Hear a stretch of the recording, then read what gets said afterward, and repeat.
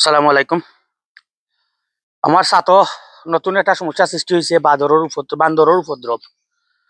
বান্দরে আমার বেগুনের এই কাণ্ড ঘটাইয়া গেছে। এই কাণ্ড বান্দরে ঘটাইছে। এখন আমি আমার যেগুন সাইজর আছে সবগুলা তুলি লিমু। 1 মিনিটের ঘুরে যাই না। এটা আমার এই গাছ তো কি আমি প্রায় 20 কেজির কাছাকাছি বাইঙ্গন খাই লিছি অলরেডি।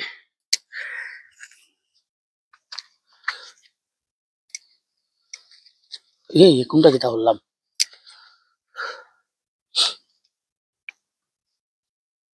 প্রায় 20 কেজি বাইগুন আমি ইগুন থেকে ফাড়ি লিছি।